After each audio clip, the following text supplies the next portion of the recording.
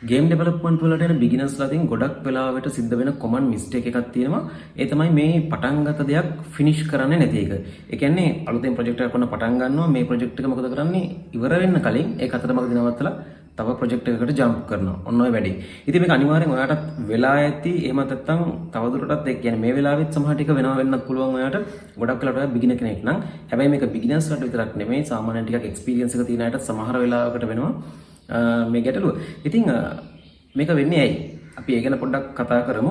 දැන් ඔන්න ඔයා බිගිනර් කෙනෙක් විදිහට වැඩේ පටන් අරගෙන අලුතෙන් මේකට ආශාවක් ඇති වෙලා මම ගේම්ස් ඩෙවලොප් කරන්න ඕන, ගේම්ස් හදන්න පුරුදු වෙන්න ඕන කියලා ඩෙවලොප්මන්ට් වැඩවලට එන්න පටන් ගන්නවා.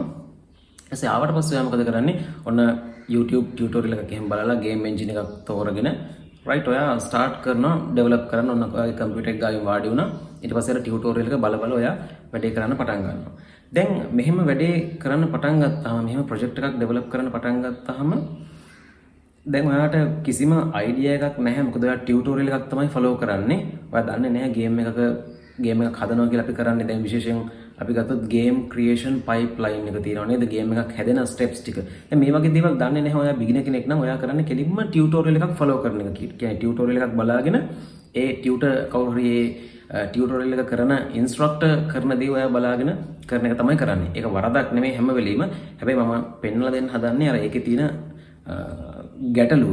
ඉතින් මේ දැන් ඔයා අහම බලනකොට ඔයාට අයිඩියා එකක් නැහැ මේ ප්‍රොජෙක්ට් එක කොච්චර ලොකු ප්‍රොජෙක්ට් එකක්ද. මොකද ටියුටෝරියල් එක බලන්නේ කරන්න යන්නේ. ඉතින් ඔයාට අයිඩියා එකක් නැහැ දැන් මේ ප්‍රොජෙක්ට් එක කොච්චර දුරකට යනවද, මේකේ මොන වගේ සංකීර්ණ කොටස්. දැන් මේකේ බිගිනර් ෆ්‍රෙන්ඩ්ලි කියලා තමයි තියෙන්නේ. හැබැයි බිගිනර් ෆ්‍රෙන්ඩ්ලි වුණත් සමහර වෙලාවට ඔයාට ඒක කරගන්න බැරි වෙනවා. මේ ගැන යම්කිසි අවබෝධයක් එහෙම නැත්නම් එක්ස්පීරියන්ස් එකක් නැත්තම්.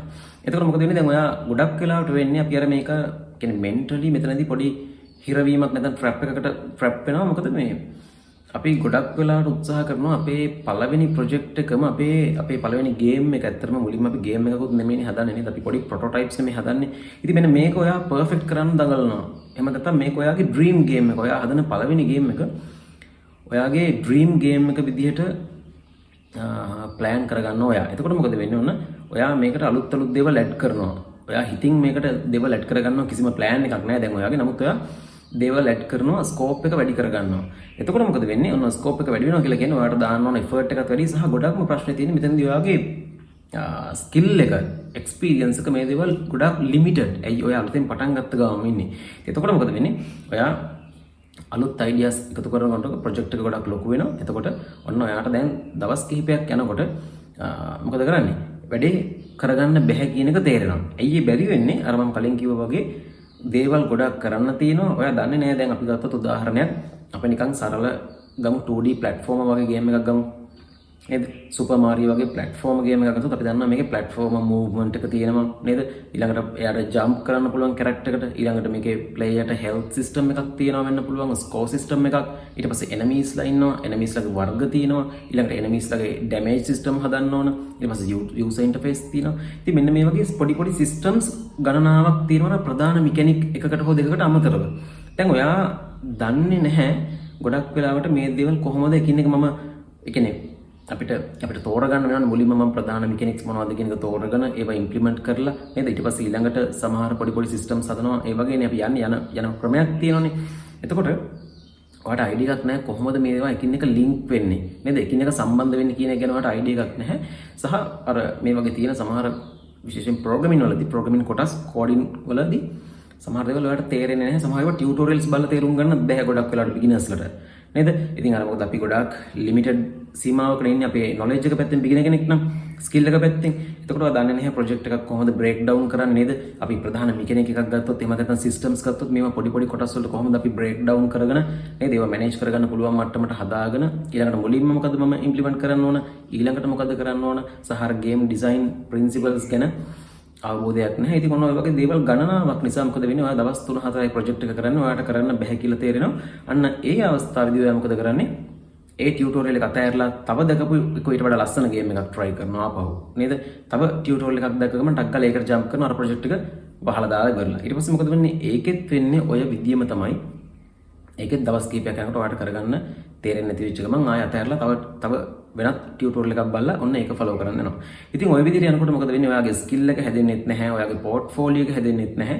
නේද? ඔයාගේ එක්ස්පීරියන්ස් එකත් නිකන් අර ඔහේ දේවල් කරන් යන අර නිකන් රැන්ඩම් ටියුටෝරියල්ස් ෆලෝ කරන කෙනෙක් විදිහට තමයි එන්නේ. කිසිම වෙලාවක ඔයාලට කම්ප්ලීට් කරපු ප්‍රොජෙක්ට් එකක් නැහැ. ඉතින් ඒ නිසා මේ ෆිනිෂ් කරනවා කියන එක, ඒ කියන්නේ ෆිනිෂ් what you start.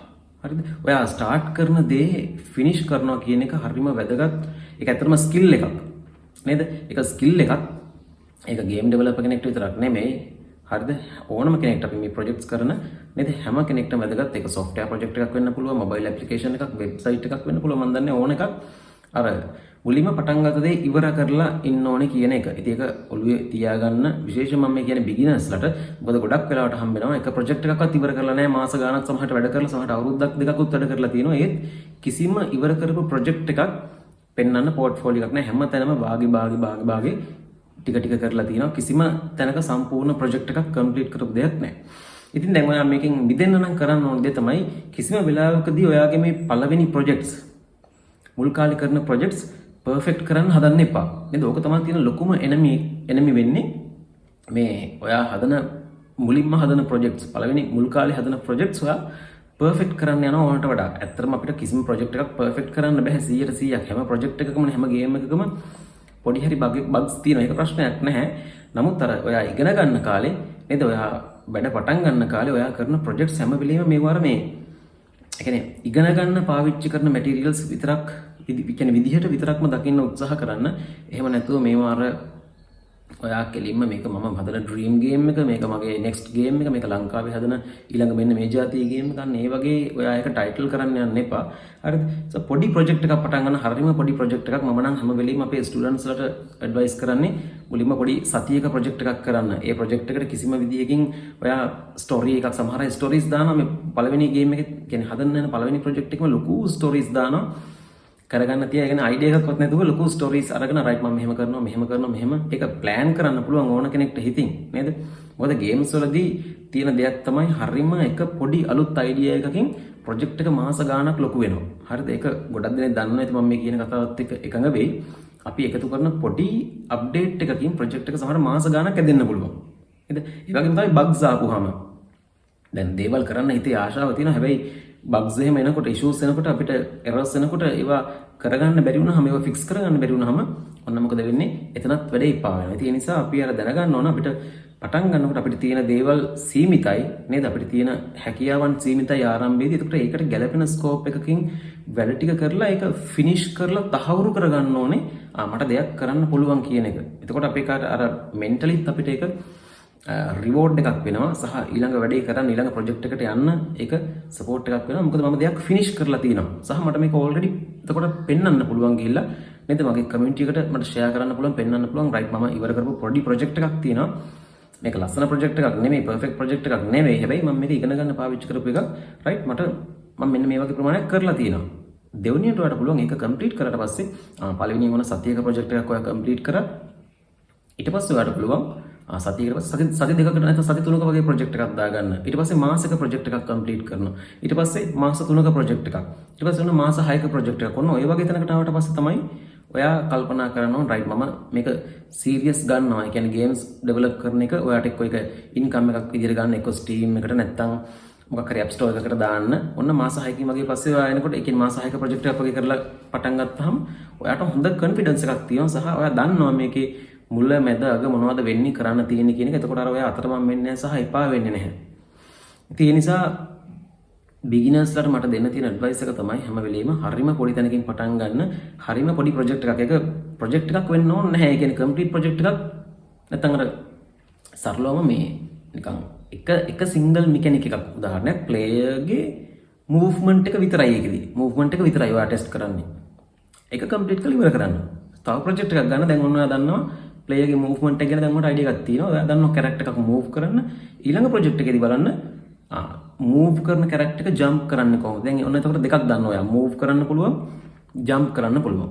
තුන්වෙනි ප්‍රොජෙක්ට් එකේදී තුන්වෙනි සතියේ පොඩි ප්‍රොජෙක්ට් එකේදී බලන්න තව සිස්ටම් එකක් මොනවා හරි ඇඩ් කරගන්න. ප්ලේයර්ට අපි හෙල්ත් එකක් දෙනවා. නැත්නම් ප්ලේයර්ට පුළුවන් කොයින්ස් තියෙනවා මේ කොයින්ස් කලෙක්ට් කරන්න. ඔන්න දැන් තව පොඩි සිස්ටම් එකක් ඔයා දන්නවා. ඔන්න ඔය වගේ එක ප්‍රොජෙක්ට් එකකින් හැම වෙලෙම එක සිංගල් දෙයක්, එක පොඩි දෙයක් ප්‍රැක්ටිස් කරන්න උත්සාහ කරන්න. මොකද එතකොට ඔයාට අර මේ ලොකු කියන්නේ හෙවි වර්ක් ලෝඩ් එකක් වැටෙන්නේ නැහැ ඔයාගේ බ්‍රේන් එකට.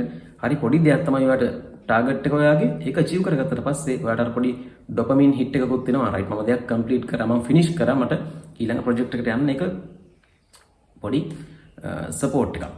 නැත්තම් පොඩි හයියක්. ඉතින් ඒ නිසා උත්සාහ කරන්න අන්න ඒ වගේ එකපාර ලොකු ඔයාගේ ඩ්‍රීම් ගේම් එක හදන්න යන්න එපා. ඕක ගොඩාක් වෙලාට බිග්නර්ස්ලා කරන කියන්නේ බිග්නර්ස්ලා තියෙන කොමන් මිස්ටේක් එකක් මම දැකලා තියෙනවා අනන්තවත්. ඉතින් ඒ නිසා තමයි මේක ටිකක් දිග වීඩියෝ එකක් මම මේ කරන්න හිතුවේ. සහ මේක ස්ට්‍රක්චර්ඩ් වීඩියෝ එකක් නෙමෙයි. හරියට මම ස්ට්‍රක්චර් කරලා හදපු එකක් නෙමෙයි. මම මේ ඉන්න ගමන් නිකන් රෙකෝඩ් කරලා දැම්මේ. ඉතින් ඔයාලට මීට වඩා මේ ගැන දැනගන්න අවශ්‍ය නම් මීට වඩා මේක විස්තර කරලා කතා කරන්න අවශ්‍යයි නම් කමෙන්ට් එකක් දාන්න. මම අනිවාර්යෙන් ඒකට වීඩියෝ එකක් හදන්නම්. ඉතින් ආයෙත් එහෙනම් මතක් කරන්න තියෙන්නේ ප්‍රොජෙක්ට් එකක් කරනකොට බිගිනර් කෙනෙක් නම් වැඩේ පටන් ගන්නකොට හරිම පොඩි උපරිම සතියකට වඩා වැඩියෙන් ප්‍රොජෙක්ට් එකේ මොනවද ස්කෝප් එක තියාගන්න යන්න එපා, ફોකස් එක තියාගන්න එපා. එක සතියකට අඩු කාලයකදී ඒක ඩෙවලොප් කරලා ඉවර කරලා වහලා දාන්න එච්චරයි. පස්සේ ඔයාලට ඇවිල්ලා පුළුවන් ඔයාලා තව එක්ස්පීරියන්ස් එක ස්කිල් එක ගේන් කරගන්නකොට ඒ ප්‍රොජෙක්ට් එක ආපහු ඇදලා අරගෙන ඒක මේ තව ලස්සන කරන්න ඕන නම් හරි අලුත් දේවල් ඇඩ් කරන්න ඕන නම් හරි එහෙනම් අපි තවත් මේ වගේ වීඩියෝ එකක ආයෙ හම්බෙමු.